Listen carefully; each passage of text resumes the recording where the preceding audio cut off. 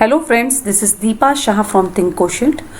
Today in this session we are going to learn the control statements and jump statements which are available in Python. Now before moving to control statements, let's have a quick revision of whatever things we have covered in previous session. So now what we can see over here is the first thing we can see in Python is basically a dynamic type language. So dynamic type means we never specify the data type. At runtime, whatever is the value, accordingly the type will be assigned. Then we also have seen that there are basic data types like int, float, boolean, string, okay, and we have one more is what over here is complex. Now all these are immutable. It means that whenever there is a need to change the value in background, always a new object will be created. So we had seen these things all over here. Now we have also seen some built-in functions. What are those built-in functions we have learned is type. So type, when you pass some variable over here or some object we can say over here, it will tell you what is the type assigned. Okay, so whether it is int, whether it is float, whether it is list, so it is just going to tell you what is the type. ID will give us the memory location we can say over here, reference over here. Input is used to take input from user, from console. If you want to take user, we are going to use the function called input. And int is basically a type conversion function which is going to convert your given data into integer format.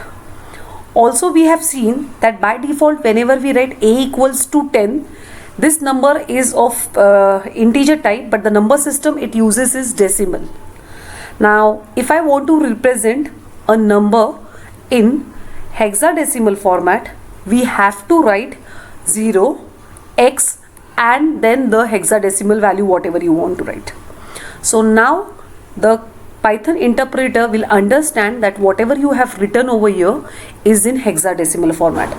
Similarly we can also have in binary and octal. So to write in binary, if you want to tell Python interpreter that this number it has to take in binary format, so we will write 0, b and 100 and whatever is the value over here. So now it will not take it as 101, it is 101. The decimal equivalent is what over here, 5. So this number it will take this number as binary number, and accordingly whenever you print the value it will give you the decimal equivalent. So for octal you are going to write 0o. So these are the things which we can do to represent a number in different number system. After that we have seen that in Python the syntax is much easier, it's simple. So instead if you take Java or C++, we need to initialize the variables separately. Every time we'll write a equals to 10, comma b equals to 20, comma c equals to 10. In Python, in a single go we can say a equal to b equal to c equals to 10. Or if you want to assign different values to all three different variables, so you can do multiple assignments together, that is a comma b comma c equal to 10, 20, 30. So this is also possible. For if you know swapping basically means is exchanging the value. So for swapping we require at least a third variable, or without third variable also we can do it, but minimum 3 statements we write over there. So over here in Python, in a single line or in a single statement we can write a comma b is equal to b comma a. So now what will happen over here, this is actually the data, this actually is a tuple, and over here the tuple is getting unpacked and being assigned over here. So here in a single go, if you want to swap the values, we can write over here a comma b is equal to b comma a. So the value of a will go inside b and the value of b will go inside over here in a. So this is the swapping logic in a single statement. Okay, so this value which we have over here, this value will be assigned over here and this value will be assigned over here. Now after this we had seen what are the different operators available in Python. So we had learned that arithmetic operators, plus, minus, multiplication, division gives you quotient, double star that is exponent gives for raised to, and this gives you a floor division. Okay, and mod gives you the remainder. Similarly we also had seen relational operators which will always give you the output in true or false. Logical operators, when you want to combine two or more conditions, we can go for logical operator and or not. Membership operator, that is whether this thing is member of the given sequence or not. So we are going to make use of in operator. Identity operator is used to check the references, whether these two variables are pointing to the same object or other. So is and is not. Bitwise operator are used for doing bitwise operation by bit operation. So we had AND, OR, XOR and complement operator. Okay, so till this we had covered. Also we had created a py file in Python and that py file we executed in the shell mode over there. So these are the things which were covered in the previous session. Now moving to today current session, what we are going to do is we are going to start with first some built-in functions are remaining, so those built-in functions will cover, and after that we are going to do control statements, loop, jump statements. These things will finish up in today's session. So now today the practical which I am going to show is in Jupyter Notebook. Jupyter Notebook is basically a part of Anaconda. So we have seen how to install Anaconda. So inside Anaconda you have a thing called Jupyter Notebook. So over here you can see we have a thing called Jupyter Notebook. Okay, so if I type over here also, or we can see if you go over here, so you can see over here is what Jupyter Notebook. So we have Jupyter Notebook where it's basically it provides you web-based environment where you can type the command in interactive mode and execute there and there itself. Also in Anaconda we have Spider. It's basically the IDE we get with Anaconda. So here also you can write programs, debug, test and run the program. So now we are going to make use of Jupyter. So you can double click over here and this notebook will open over here like this, which is I've already done. So this is my Jupyter Notebook. It has opened in Google Chrome browser. And now to create a new notebook over here, we are going to say new and say over here Python 3. So now you can see over here a notebook will be opened, and by default the name over here is Untitled 40, whatever is the name.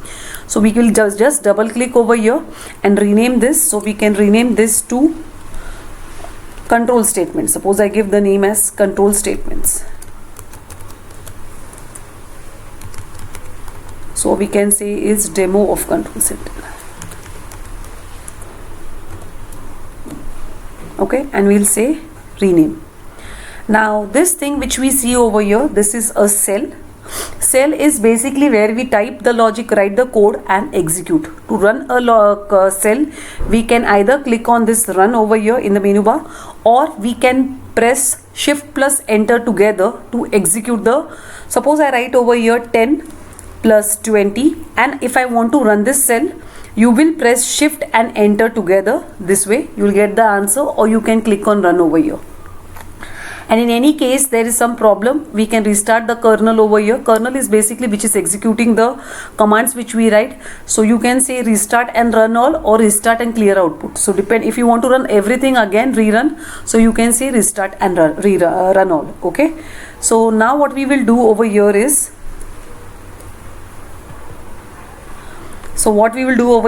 now we will create one variable over here, a equals to 10, and now if I want to check the type of a, what we do is we write type. Okay, so we have already seen this type of a, and this gives you the type over here. Now so there are many type conversion functions available in Python. Okay, so type converting functions we have. So what are those? We have already seen one is int. Okay, already one we have seen is int. We have similarly float, we have similarly bool, then we have hex to convert into hexadecimal, then we have oct, and we also have is binary for bin. Okay, so now we'll see one function over here. So now we have already seen is integer. Okay, so what is float? If I want to convert any data into float type, so suppose we are taking some input and we are asking for, suppose over here is height. Okay, and height is equal to, and I write over here, now height will normally be in decimal. So now input function will read the data in string format. So we will write over here float in round bracket input, and over here we will write is enter height. So what we are trying to do over here is we are trying to convert string into integer. So float is the type converting function over here. So if I press shift enter, it is asking me for height. If I enter the height as 5.6 and I press, and if I check the value of height over here,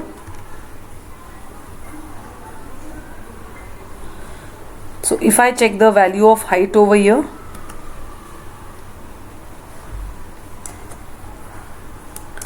so you can see it is 5.6, okay, and there is no single quote, so it has converted string to float. So float is a function, you pass anything over here, it is going to convert it into. So if I pass over here, suppose I pass over here is 5 point, it's in string format, you can see, so it is going to convert this into float. Similarly, we also have a function called bool. Bool is a function which is used to convert the given object into boolean type. So suppose I have a number called 56, and if I say bool of 56, it will give me true. So what is basically bool function is doing is it is internally checking whatever is the object. If it is of integer type, then it should not be equal to 0. Other than 0, if there is any number, it will give you true. And if it is 0, then it will give you what? False. So if I check over here bool of 0, so I will get over here is false. Similarly for strings, if I have a string over here, so if I write bool, convert the name Deepa to boolean type. So now over here, if it is a string, it will check if it is greater, the length is greater than 0, basically at least one character, then it will return true. And if it is an empty string, it will return you false over here. So bool is a function which is used to convert the given object into boolean type. Similarly, we have a function called hex. Hex is basically used to convert a number which is in decimal format into hexadecimal. So if I write over here is 15, we know the hexadecimal equivalent of 15 is F. So it is showing you the hexadecimal equivalent over here. So hex is used to convert the given number into hexadecimal format. And same way, if I write oct, okay, oct, and I write over here suppose 12. Now 12 is the octal number, and I want to find out what is 12 is my this number, decimal number, and if I want to see the octal representation of 12, it is 14. Okay, so this is giving you the octal representation, and you can see it has preceded over here 0, O and 14. O is represents that it is in octal format. And if you want to find out binary equivalent of any number, suppose I write over here 9 and I check over here, so this is the binary equivalent of 9, that is 1001. So these functions which I told you over here, these are basically type conversion functions which will convert your data type from the number you pass over here into the respective data type. Okay, so moving ahead now, so these are the type conversion functions. Now what we are going to see is, if I want to take some, depending upon some decision, I want to execute a statement, okay, then we will normally think of what over here is control statements. So what a control statement basically is, control statements are those statements depending upon the condition. Depending upon the condition, either the control will go to one block or other block. Okay, so what I'm talking about is if. Okay, if, then we have if else, then we'll have if else ladder, and then we'll have nested if. So what is the syntax in Python? If we want to write if else, how we write it? So if you think of Java, in Java we used to write this way, yes, or C++, any language you think of, C++, any language. So we write the condition over here. If this condition is true, whatever you write inside this curly brackets, this is the block which is to be executed only when the condition is true. So if, and you put some condition over here, if this condition evaluates to true, then this block will be executed. If this condition gives you false, then nothing is written over, no else block is written, so it will do nothing over here. Now if same thing we want to do in Python, now in Python we never make use of any curly braces and semicolon. These things we don't have in Python. So then how, if I want to execute more than one statement or one statement also, so what is the syntax in Python? So we write the keyword if, then the condition over here, and after the condition compulsory we have to specify colon over here, and colon here specifies blocks. So the way we say, this is my curly block over here. So wherever we require a block, we are going to start or give over here is colon. This is a syntax, and compulsory we have to give colon. So when you put colon, now it's acting like a curly braces.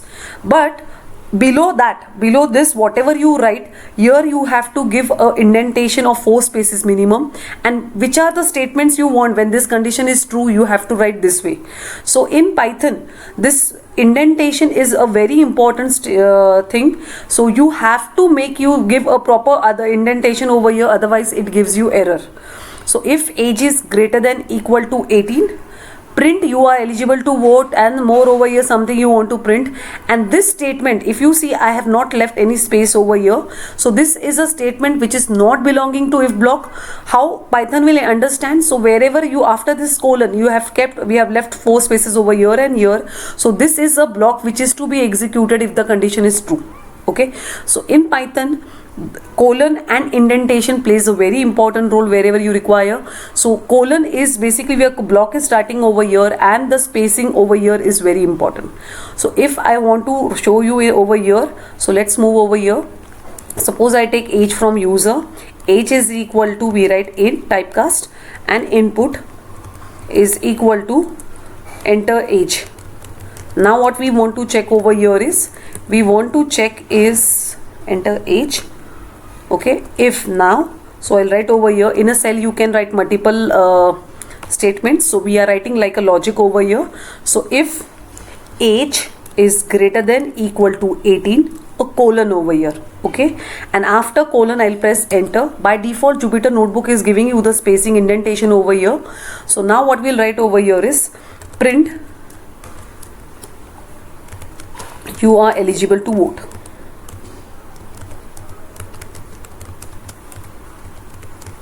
Okay, and after that what we want to print is, suppose print you are, or we can say just print hi over here. Okay, something.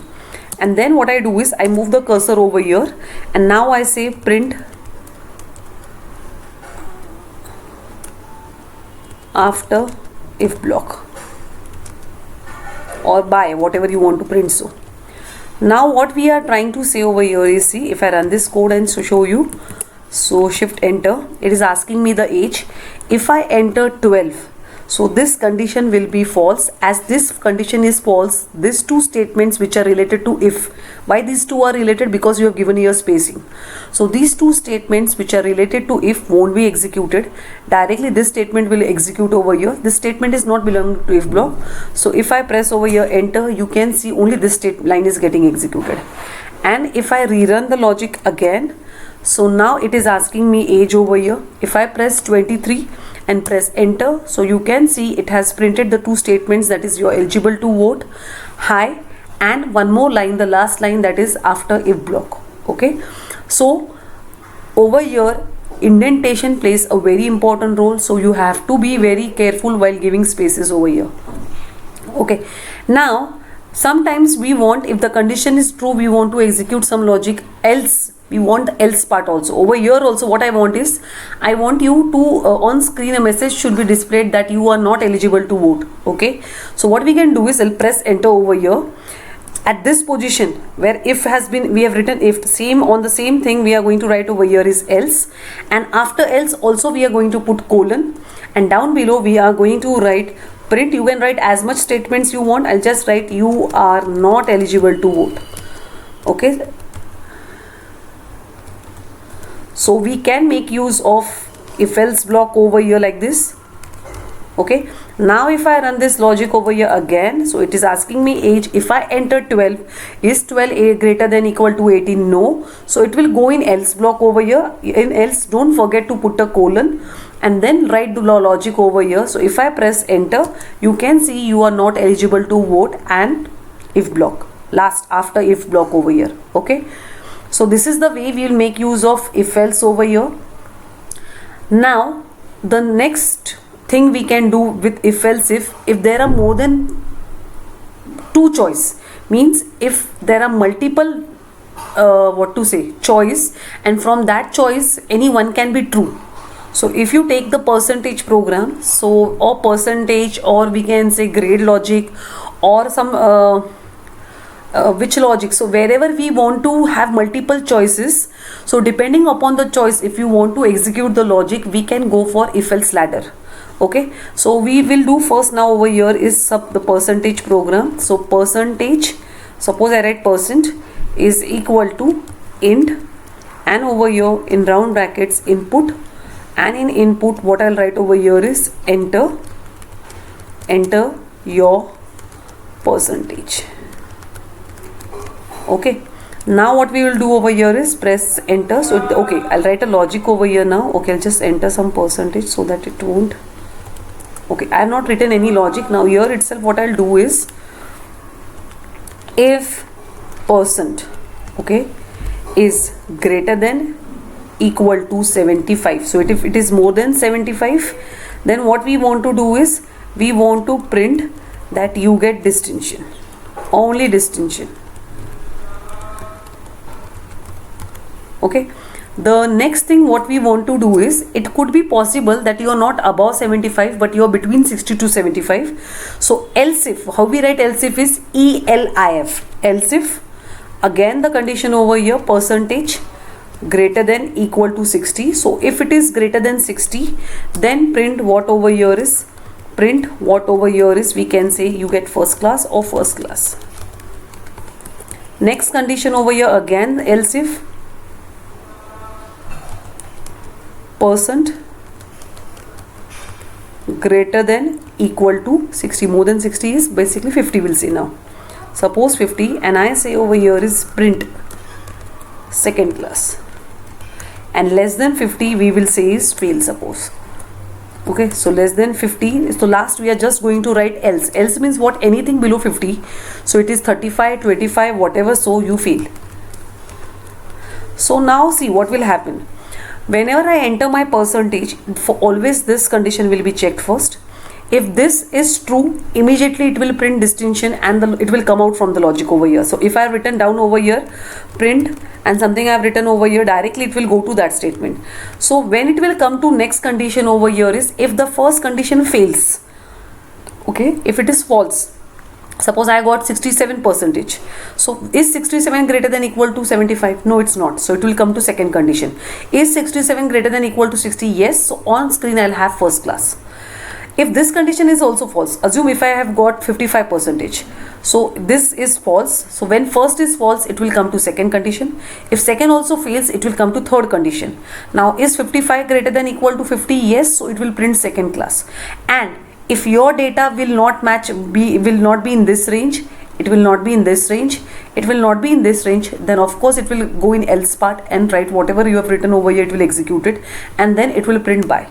So if we run this, so if I check over here, if I enter my percentage as 89, so you will get distinction and by at the last. So it will never reach this statement to check. Okay, when it goes to this second condition, when first condition fails. So if I rerun this, and if I write over here, suppose I write 57. So first will fail, second will fail, and then it will go to the next, and you see it will give you what? Second class. So this is the way we do what over here is if else ladder. Okay. And now the third, so see inside if you have different things, you can only use if, you can use if else, then you can go for if else if ladder if multiple conditions you want to check, or you can go for nested if also. Okay, nested means what? Within one if you have another if is called nested if. So the it might be that when you have multiple choice, and when that choice is true, again you want to check something, like suppose we go to some shopping mall, or we can say electronic mall, to purchase something. So first they will ask you, suppose I go to a mobile shop, or we can say laptop shop over here, and when I go over there, they will ask me, you want to purchase laptop or you want to purchase desktop? So this is the first choice they have asked me.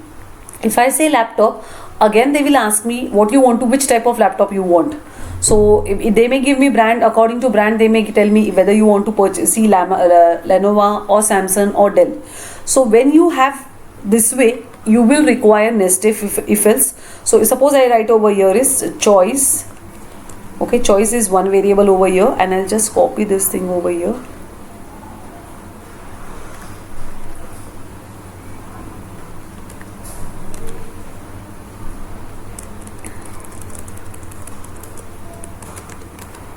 Suppose we go to some Shopee and ask over there, they first will ask what you want to purchase. You want to purchase desktop, laptop, mobile phone, or what you want to purchase.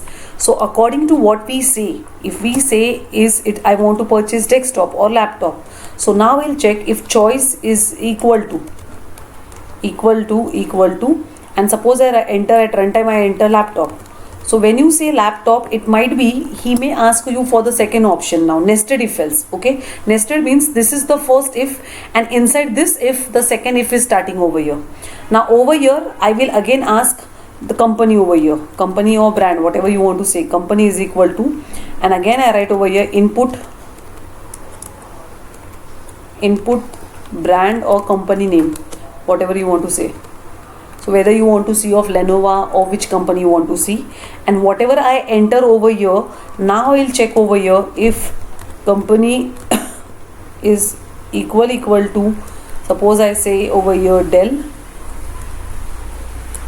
then what you want to do is whatever you want to print over here. So if you want to print over here is what?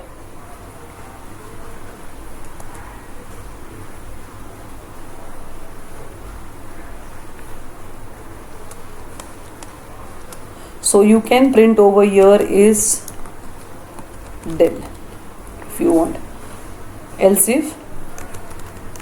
if you want to ask for another something, or we can just write over here, you want to check for Dell or Lenovo, you can else if, you can put a else if ladder over here accordingly, or I'll just write directly over here print other laptop or Samsung laptop or something over here, other laptop. So what we are trying to do is, and now what I'll write over here is I'll go over here and put else. So this else, not I'll else, you can put else or else if depending upon what you want to write over here, the logic. So else if I can check over here is choice. If you have multiple choice, then you can check. Now I've given only two options, but then also I'll write over here desktop double quotes,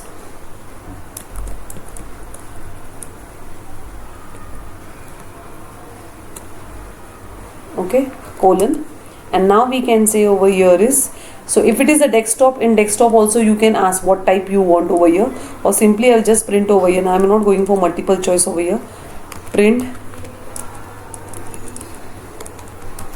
desktop, purchase desktop or desktop, and just printing the name there and there itself.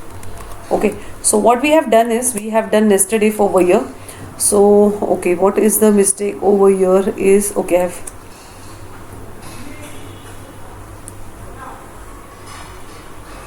okay, choice is equal to laptop colon.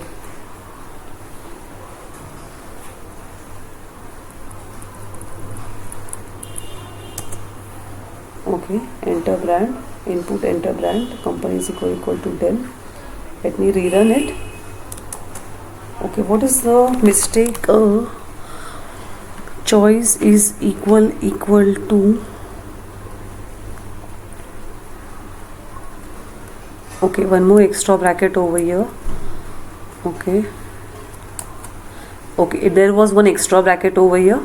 So it is asking me if I say laptop, okay, if I say over here laptop, then it is asking me the brand. So first it went to this condition.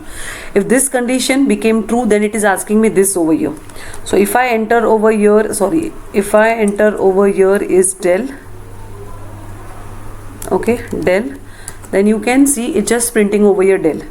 If I rerun this and if I say directly desktop over here this way, so you will see it will not go inside nested if, it will not ask me the brand, nothing, directly it will print what over here is desktop. Okay, so if I press enter over here, you will see desktop.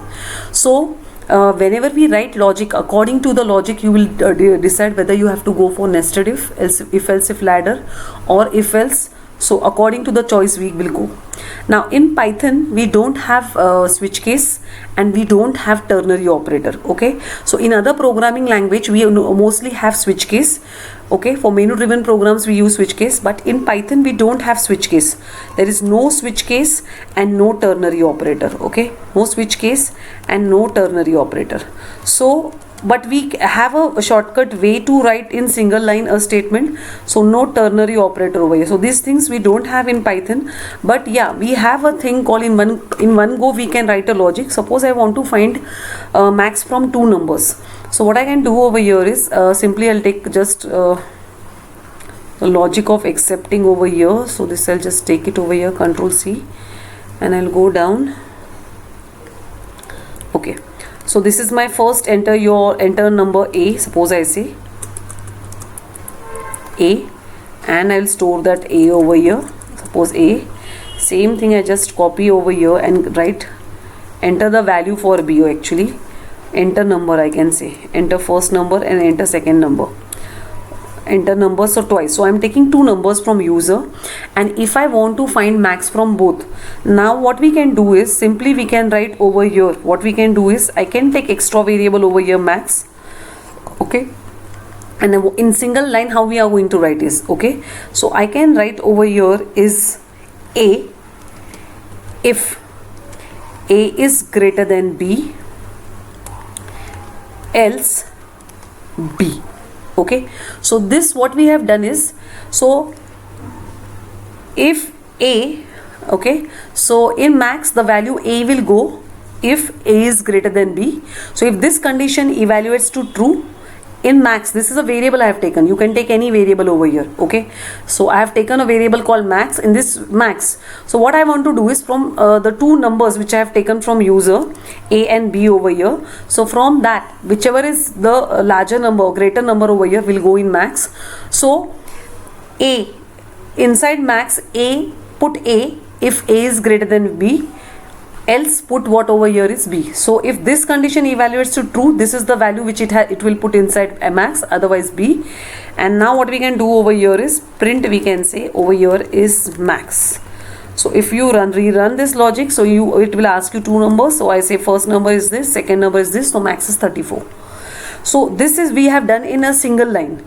If we would have done using if else like this, so we could have written the logic if A is greater than B, max is equal to A, else max is equal to B. So we would have taken 4 lines to write the code.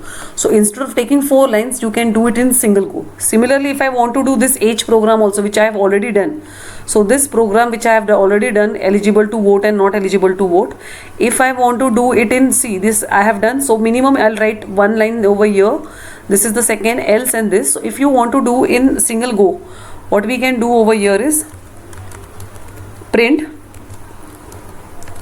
eligible,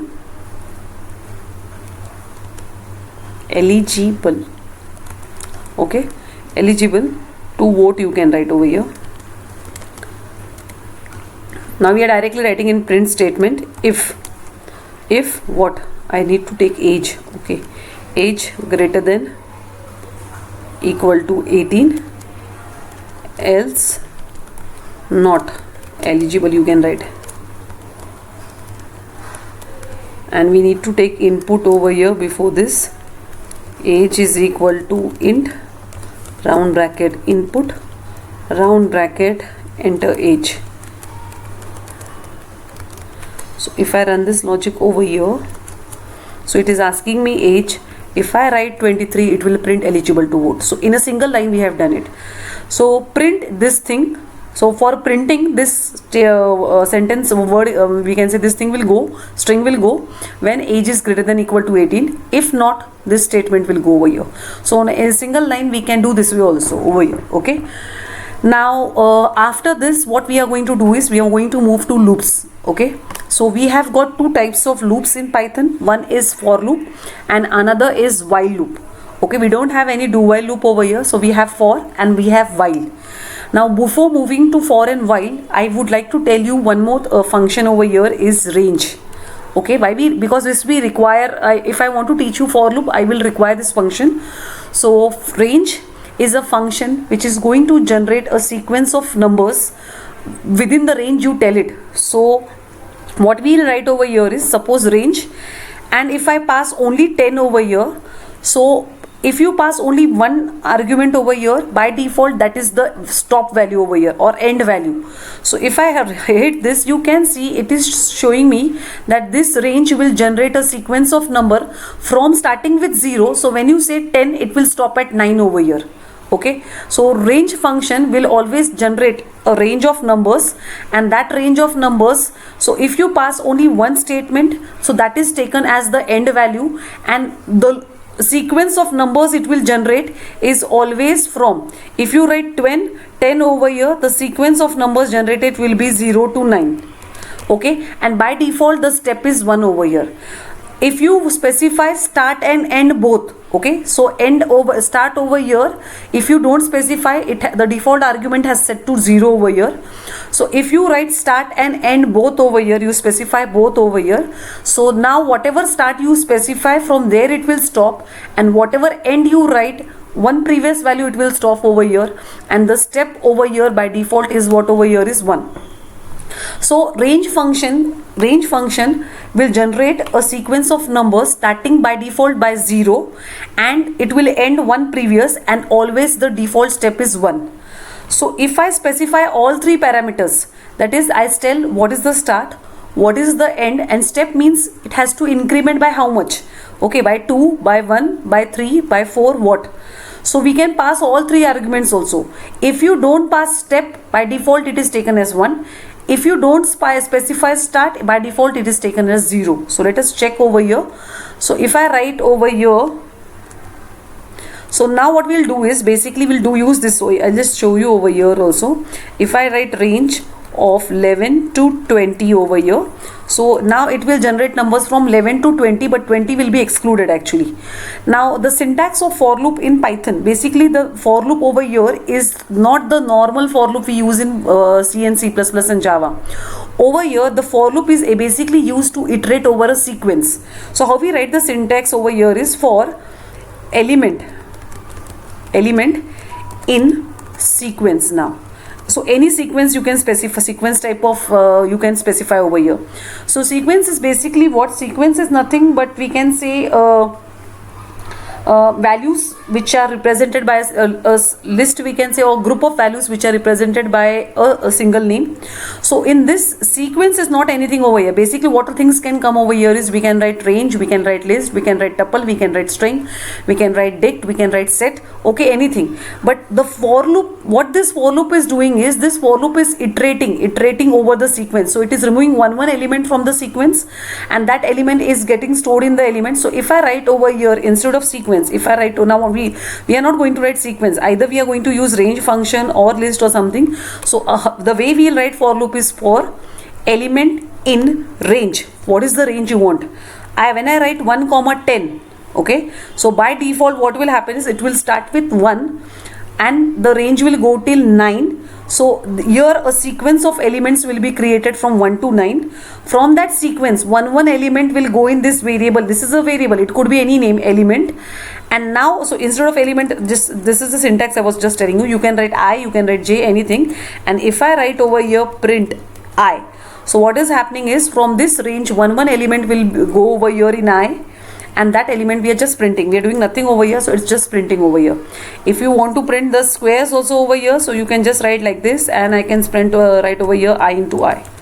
So if I write over here I into I, and just we'll run it, so you can see it is giving us the squares. So basically what is for loop in Python is, for loop in Python is used to iterate over a sequence. Okay, sequence means a group of values which can be either range function will give you, or list will give you, or dict will give you. We'll see further. So now we are going to make use of range. When you say 1, 10, it is giving you 1, 2, 3, 4 till 9 if it will give you. And if I specify only 10, so 10 means this is the stop value, end value over here, so it will start with 0 and go till 9. Okay, and if I say over here 11, so it will stop at 10. Now you will see at 10 it will stop. So one previous value it stops. And now if I write over here 1, 10, and I specify over here is comma 2, So now it is going to increment every time by 2. So 1, after 1 3, after 3 5. So let's see. So you can see 1. So the value of, see what is happening over here is the range which is getting created is of odd numbers, because you have written the step value you have specified over here is 2. So after 1 it will do 1 plus 2 is 3. The next number it will generate in the range is 3. 3 plus 2 is what? 5. 5 plus 2 is what? 7. 7 plus 2 is what? 9. And after 9 plus 2 is 11. But 11, when you say 11, it will stop at 10 only. So it's not giving you. Okay. Now if I ask you, if I want to print in reverse, so what you will write? So for I in range, suppose I want to start with 10 and I want to go till 1. So when you want to go till 1, okay, you will specify one previous element, that is 0. So when you say 0, it will stop at 1 over here. And now we have seen that we have to specify the step over here is minus 1. Why minus 1? See, whenever we move from bigger number to smaller, you have to decrement it. Okay, so now it is 10, next time we want to 9. So we want to do minus 1 over there every time. And then if we print over here, print I, and let's print it. So you can see it has given me the numbers in reverse order. If I write over here minus 2, so you can see it has given me all even numbers in reverse, that is from 10, 8, 6, 4, 2. So this is basically the syntax of for loop. For loop basically is used, why? It is used to iterate over a sequence. In Python, it is used to iterate over a sequence. From the sequence, one element will be removed. That will that value will be assigned to I, and then accordingly, whatever logic you want, you can put over here. Again, same thing, colon we require. So this is a block which is related to for loop. You can write more than one statements also over here, below this way over here. So when you write this way, it will understand that these, as there is indentation over here, these are the statements which are belonging to for loop.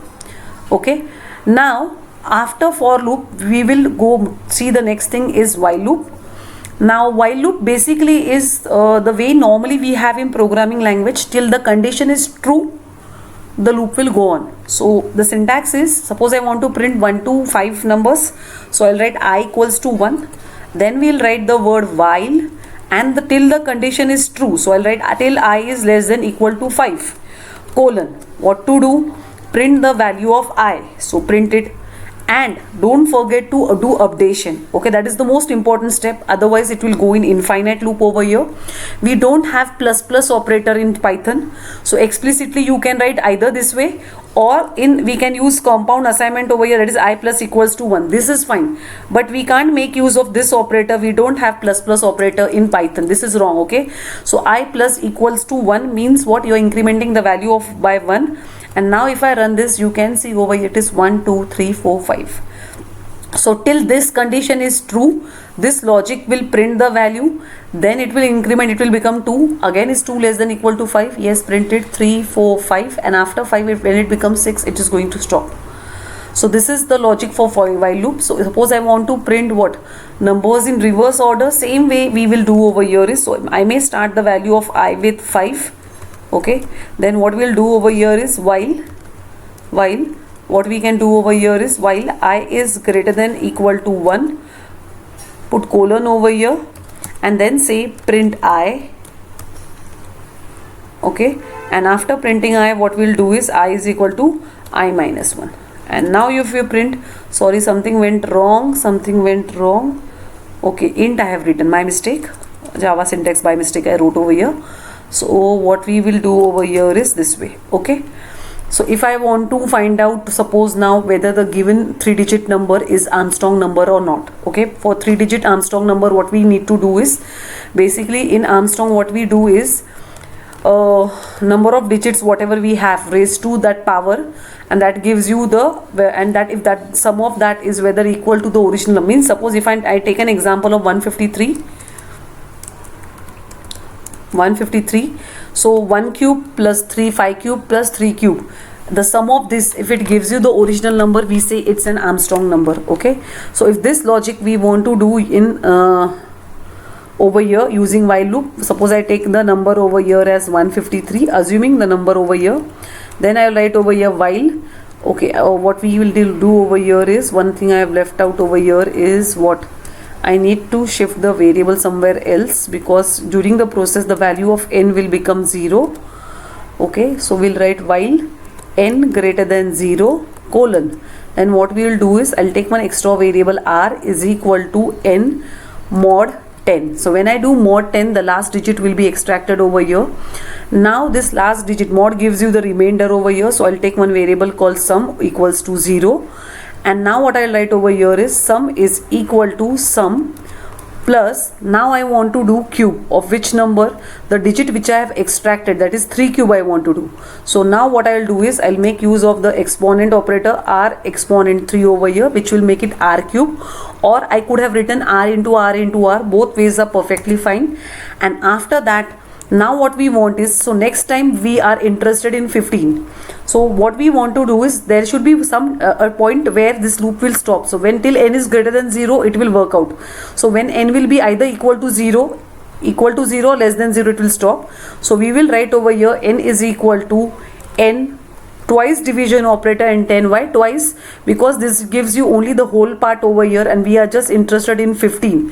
When you divide 153 by 10, it will give you 15.3, but we don't want 3 over here, we want to discard it. So we will use floor division operator over here. And after this, what we need to check is if sum, whatever we have in sum after cubing every digit, if that is equal to the original number which is stored in a, because in the whole process the value of n has become 0, print, what to print? Armstrong number. Else, this is only for 3 digit, I am checking for. Else colon print not. Okay, so if I run this, you can take an input from user also if you don't want hard coded input.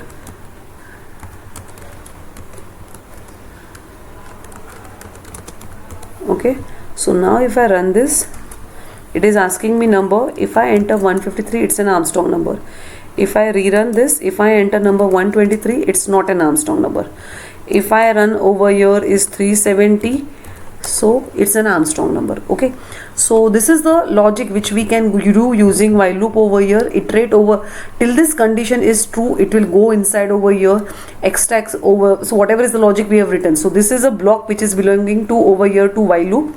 Till this condition is true, it will go every time inside and separate. So for what is happening over here is first 3 will be extracted, then 3 cube will be done, and that will be added to sum. After that 153 divided by 10, the quotient part you will have 15. So now the value of n will become 15. Again it will go over here, check is 15 greater than 0, yes. Again 15 mod 10, so the remainder will be 5. So last time in sum we had cube of 3, that is 27, and now it will do cube of 5, that is 125, and it will sum up over here and store it in sum, and again the value of n will now become, it will drop down to 1. So this way this loop will finish up. When the value of n will become 0, it will come in if part and check whatever is the value inside sum, is it equal to a, what is there in a, the original number which is there was in n. If it is, then it will print Armstrong number or not. Okay, so this is the while loop which we can make use of. Okay, so we have for loop. For loop is basically used to iterate over a sequence, and while loop is depending upon whatever condition you write, till that condition is true, the block will execute, after that it will become false. Okay, till here. Now one more thing which we have specially in Python, other languages we don't have. Okay, so we have, see, we have learned that along with if we have else, but in Python along with for loop you have else, and along with while loop you have else. Okay, so along, if you see over here, while statements, and then we write else also. So we can write else block with while statement, and also with for loop over here. So else block we normally write with if else, yes, when we check a condition if else, but now in loops also you can write else part. So what is the meaning of this? So let's check over here. So before doing this, I would like to tell you what are the jump statements, and after that we will make use of this. So what are jump statements? So we have 3 jump statements over here. Is first is break, next is continue, and the next one is what over here is pass. Okay, so now let's see what is it. So basically break, what is break? Break, whenever it is executed, the loop will stop there and then. So the way we apply brakes in a vehicle, similarly what is break doing over here is whenever you break statement is encountered inside a loop, the loop will stop there and there itself. Normally when a loop will stop, suppose I write a while loop like this, I equals to 1, and then I write over here while I is less than equal to 10. So we know that till 10 this loop is going to execute till the value of I. 1 minute. Print I say I, excuse me, I over here, and then what I write over here is I equals to I plus 1. Okay, so I'm incrementing the value. So now we know the output of this is 1, 2, 3, 4, 5. So till 10 this loop will execute till 10 we know. But if I write some logic like that, that if I something I write over here, I mod something I write over here, suppose 5 is equal to 0, and suppose I put one more condition over here is and I mod 3 is also equal to 0, means I'm trying to find such a number. Actually there won't be any number over here, actually that number is 15, but okay, so that number is actually 15, or we can say over here I mod 3 and what, which number you will take? Suppose divide by 2 I take.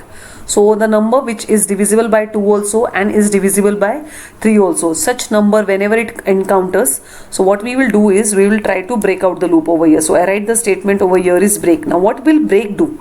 Break means whenever a break statement is encountered inside a loop, the loop will stop whatever is the there and there itself. It will not go till end. Okay,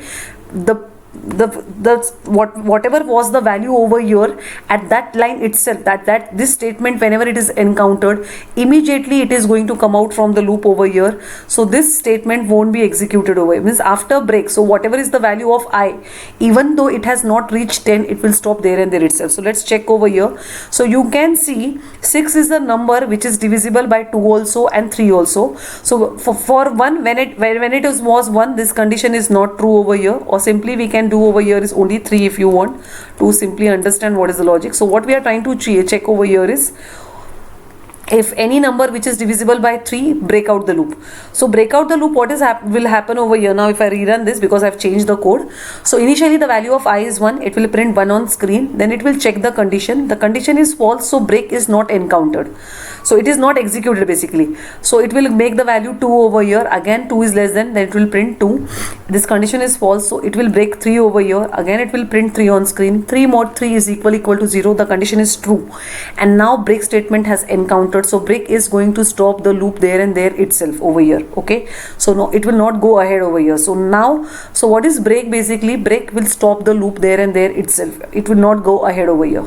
And now if instead of break, so break, what is the meaning of break? Break means it will stop the loop, so it will not reach till end. Okay, and continue, what does continue do over here is, so continue basically means what is, continue means whenever continue executes, it will skip the statements which are there below it inside the loop. So whatever you have written after continue, below continue over here, which are belonging to the loop, it will skip those and go to the next iteration, and after it goes to the next iteration over here.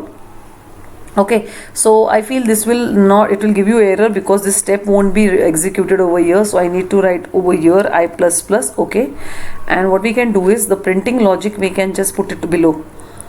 Okay,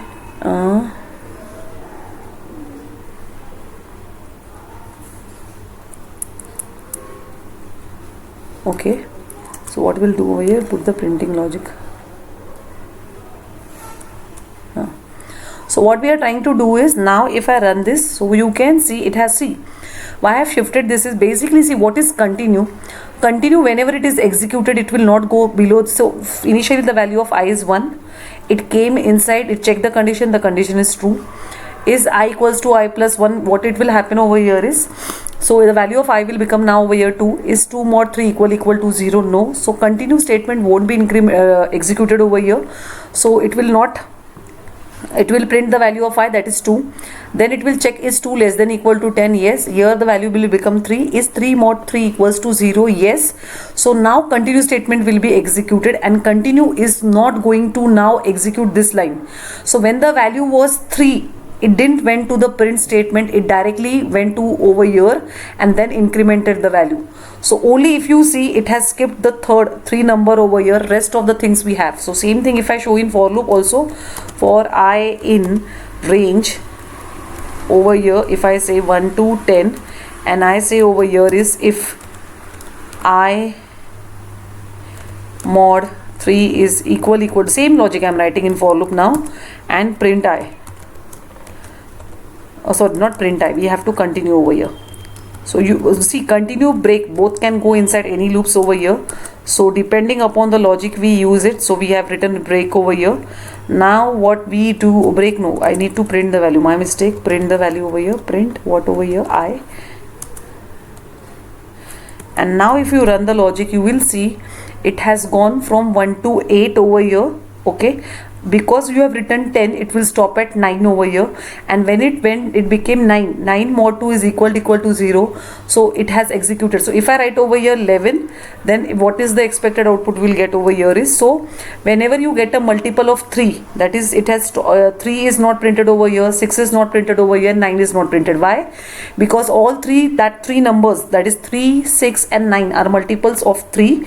And whenever that number, the value of I becomes either 3, 6 or 9, this continue was executed, and this continue statement, jump statement, is going to skip this line, so this is not printed, and go to the next iteration. Whereas if I write break, if for the same logic, if I write break over here instead of continue, you will have only 1, 2, and immediately the loop will stop. When it becomes 3, break means stop there and there itself, whereas continue will continue only for that iteration. Whenever the condition is 2, you can see only 1 and 2. For 3, when this condition became 3, the break is going to stop the loop there and there itself, okay.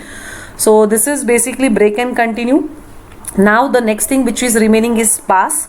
Pass is basically nothing, null loop we can say, or it does nothing, no actually.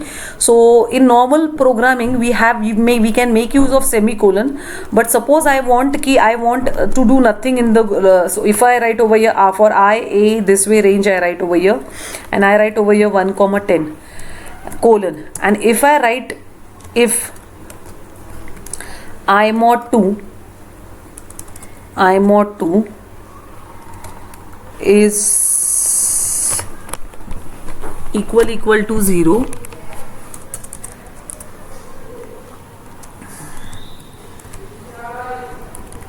okay, colon, what we want to do over here is I say pass, okay, pass, else I say print the value over here.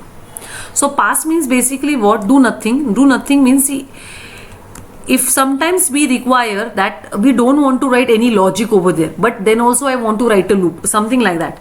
So that time we can make use of this pass over here. Pass means simply doing nothing over here. So it's basically we can say it's doing nothing. So if I execute over here, it's showing, it's always whenever it's an even number, it is doing nothing. Pass means the way when we play quiz, or whenever we are playing Antakshari or something like that, whenever you don't know, you just say pass. Similarly, when I or mod 2 is equal to 0, pass means do nothing. If it is an odd number, it will go over here and print, okay. So we can say if I write a for loop in Java, so if I write like this, and if I put a semicolon, means when the value of I is 1, do nothing. When the value of I will increment to 2, it will do nothing. Semicolon, see, I'm not writing any statement, I'm just putting semicolon. So relating to this loop, we are having this semicolon over here. So it means what? The loop will rotate from 1 to 10, but it will do nothing. So we can say this is like a time delay loop or null loop over here. Same way, same thing if we want in Python we never make use of semicolon. Yes, we never have semicolon over here. So what we can do over here is, so if I write a loop like this, and so it's just killing CPU time, nothing else. So we can say, so range and so if I write, sometimes we will require in inheritance also, if I don't want to define any new method inside that child class, then you can just, if you don't want to specify anything inside the body, then you can just write whatever there is pass. So if I write for I in range and I just say 1 to 10, and now below this I don't want to write any statement, but I can't keep this blank also like this because it gives you error. So if I just do this way, it will give you error, syntax error, something should be there. So something means if I write pass over here, it's perfectly fine, it will not give you error, and it's not doing anything also, but it will take, we can say this is like a null loop, or we can say this is a time delay loop. Okay, so pass basically means is if you don't want anything, any logic to be written over there, but as a syntax we have to write something, then we can just write whatever there is pass.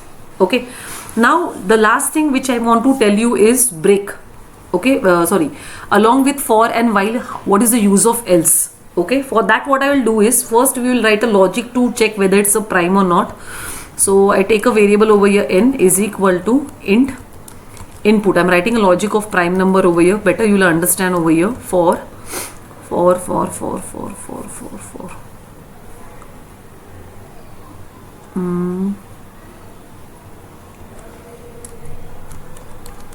enter number.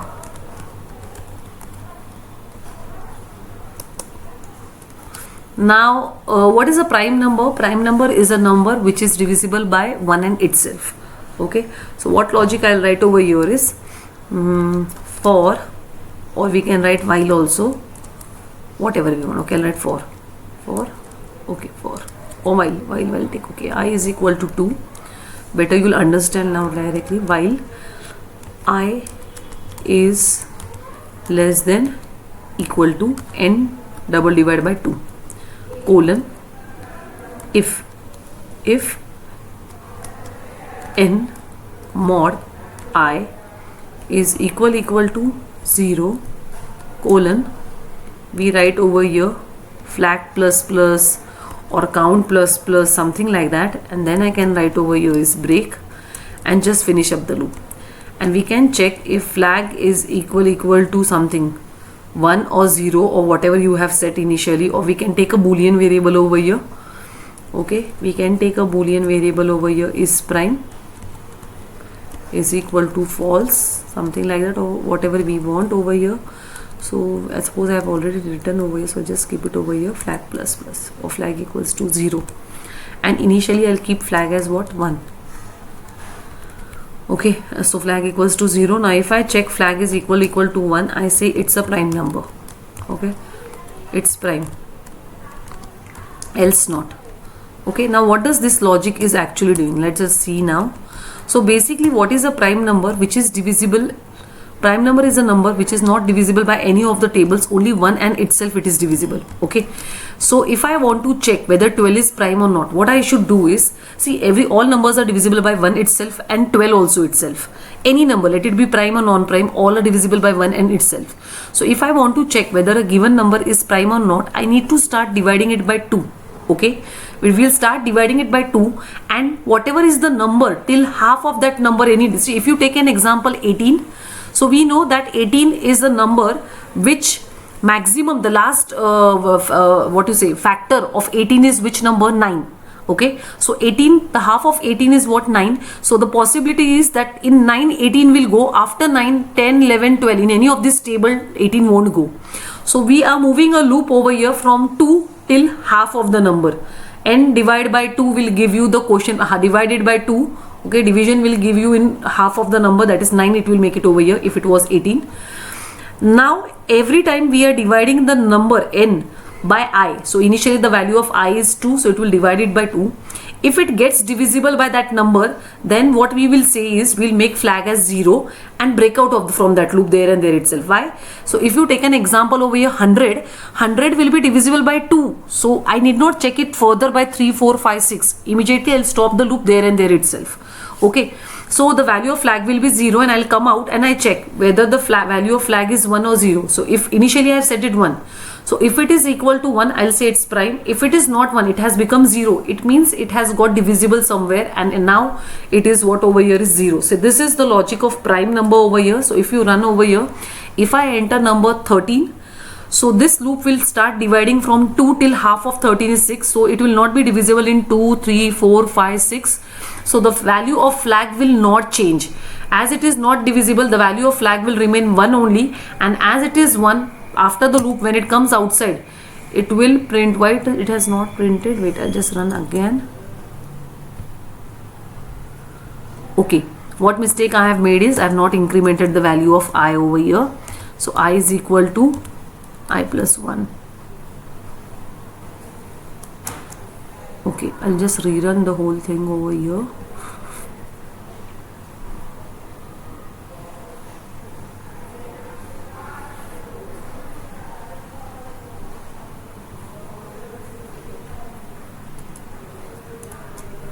So now you see it is asking me a number. Now if I enter the number as what, 17, so it's giving me it's a prime number. I just forgot this step of incrementing, so it was going in endless loop. So if I enter 17, it's a prime number. If I run again over here, a number as 24, so it's spring not prime. Okay, so this is a logic for prime number. Now I wanted to actually show you what is else, while along with else, and for loop along with else. So now what we can do over here is, I'll just explain you first what it does for I in range of 1 to 10, and I put colon over here and I just print the value over here of I, and after this I write over here else colon and I just print completed successfully.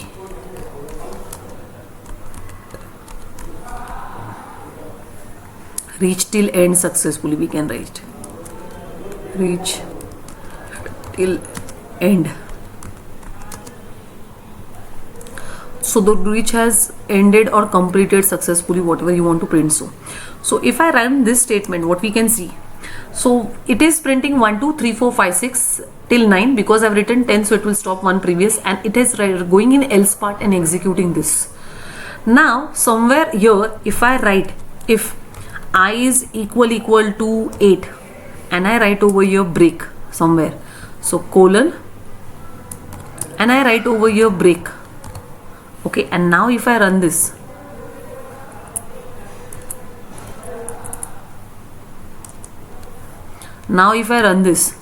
so what you can see over here is, now see if I write 8 or if I write 5 also over here, that doesn't matter anyway. So you see it has not gone in the else block. So what we can understand from this is, if your loop reaches till end, there is no break statement. See, when a loop will not reach till end, if you have written a break statement.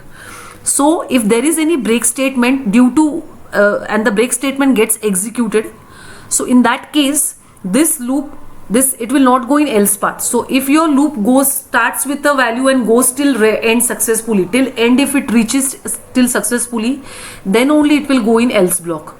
If due to some logic you have written over here, break statement was encountered, and because of break the loop has not reached till end, that time else block is not executed. So when it will go inside else block, for loop we have, while loop we have. So when we write else, what's the use of else is, some logic if you want ki if the loop has executed till end, I want it should go to in else part, and due to some break statement which has encountered, if there is a break statement which got executed over here, then it will not go in else block. Okay, it will not go in else block. So if I want, now how it will be useful, I'll show you. If this is the prime logic which I have already written over here, so I'll just take this logic over here. Okay, I'll just take this logic down below, and I'll show you how I'll write in using break and how I'll reduce the code. Now what we can do over here is, instead of no need of taking one extra variable over here flag, okay, we can directly print over here is not prime. Okay, and I'll just remove this variable, no need of this variable over here, and no now need of afterwards going and checking over here. What I'll do is I'll write else block over here and print prime. Now what this means is, see, if your number got divisible, okay, if your number is divisible by any of the number, that is 2 3 4 5, what will happen is it will go over here, print this statement and break. Now as break is executed, it will never go in else part. So if whenever see break is executed, the else block won't be executed. So if it was a prime number, the break it will never this condition will be true, that is n mod I equals to 0. This condition will always be false because वो किसी table में जाएगा ही नहीं. अगर वो किसी table में जाएगा ही नहीं, if it is not divisible in any of the table, the break statement won't be encountered. It will reach till end, and as it reaches end, it will go in else block and print what over here is prime number. So just I will show you over here. If I write over here is suppose 11, it will print prime number, and if I write over here is suppose 24, it will see not prime. So here we had written if else का logic over here. If you see if else मैंने पूरा logic लिखा था check करने के लिए flag, but that is not needed because along in Python along with for they have for and while they have given us else block, and that else block is executed if your loop which you have written reaches till the condition end condition whatever you have specified. If it successfully reaches till end, then it will go in else block. Otherwise it will not go in else block, it will just skip it over here. So ऐसा कब होता है? This will happen when you have written somewhere break का logic और वो break execute होता है. So at that time this if break is executed, it will not go in else block. So in prime numbers I have shown you how to make use of. So if break is executed, there and there itself the message was printed and it got break out from the loop, and if not, if it went till end, then it will go in the else block and print what over here prime number. So there is no need to take extra variable afterwards checking if else, that's not required. So this is the use of else along with for and while. So you can write else with for also and with else also, while also. So with both the same thing is if the loop reaches till end, it will execute else block, otherwise not. Okay, so these are the things which we have learned today. So what all things we have learned today is for loop, while loop, if else if statement, if else, then if else ladder, then also nested if, then what are different built-in conversion functions. So here we will finish up today. So in next session what we will do is we'll do what are nested loops. Basically we can have nested for loop, while loop. So we'll do some programs in using of nested for loop, and then we'll move further. Okay, then we'll move to strings. So whatever we have done today, practice it. Okay, so you should always practice. So practice makes, we say, as practice makes man perfect. So practice whatever has been taught today, and thank you for listening. Thank you once again.